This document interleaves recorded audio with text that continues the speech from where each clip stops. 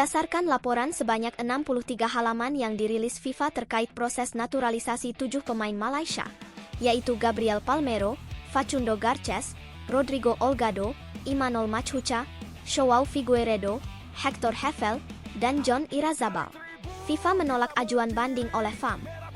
Dalam laporan FIFA, ketujuh pemain ini diragukan dokumennya saat mendapatkan kewarganegaraan Malaysia.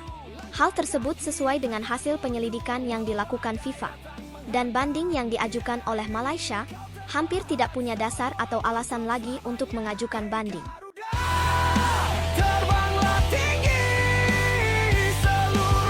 FIFA sudah menetapkan sanksi untuk FAM akibat skandal naturalisasi ini sejak September, yaitu hukuman denda mencapai miliaran rupiah.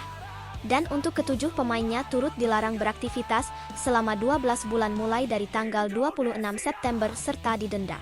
Untuk denda uang, mungkin itu tidak terlalu sulit mengingat gaji ketujuh pemain ini cukup fantastis. Tapi untuk hukuman larangan bermain selama 1 tahun bisa menghambat perkembangan pemain itu sendiri. Seperti yang kita tahu, setiap pemain selalu berusaha keras untuk mendapatkan menit bermain yang cukup untuk meningkatkan performanya. Nah, kalau sampai harus kehilangan menit bermain, ini bisa membuat performa turun, dan untuk memulihkannya akan menjadi sulit.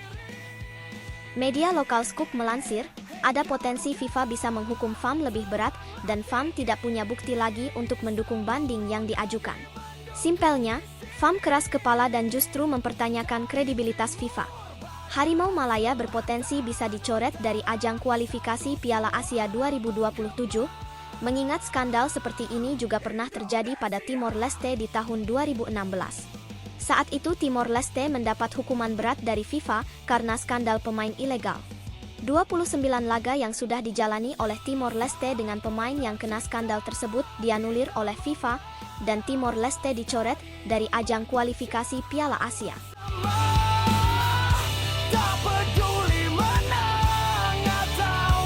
FAM berupaya membela diri dengan alasan, perubahan data tidak dilakukan untuk menipu sistem FIFA, tapi sayangnya FIFA tetap pada pendiriannya dan menolak banding FAM dan mempertegas sanksi yang sudah dijatuhkan sebelumnya.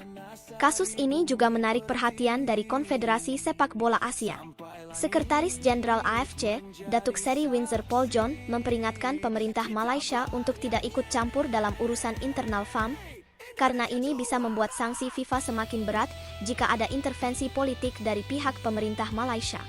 FIFA sendiri mengungkap kalau akta kelahiran dari ketujuh pemain naturalisasi Malaysia berisi data palsu terkait asal-usul keluarga.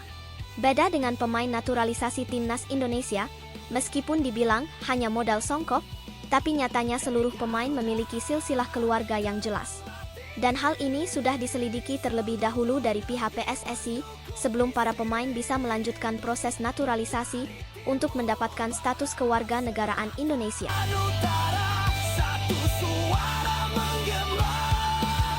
Sebenarnya, kita hampir gak peduli dengan pemain-pemain yang dinaturalisasi oleh FAM, karena saat kasus ini mulai terungkap, kita sedang fokus membangun kekuatan timnas kita saat menjalani kualifikasi Piala Dunia, walaupun pada akhirnya langkah kita harus terhenti di round keempat.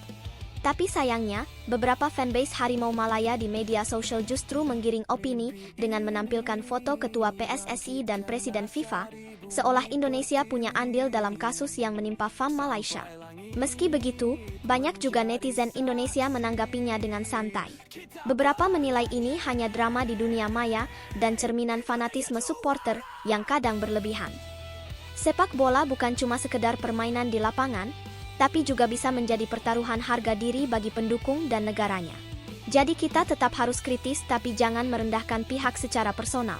Kita tetap Indonesia, dan terus dukung Garuda agar bisa terbang lebih tinggi. Hey Garuda!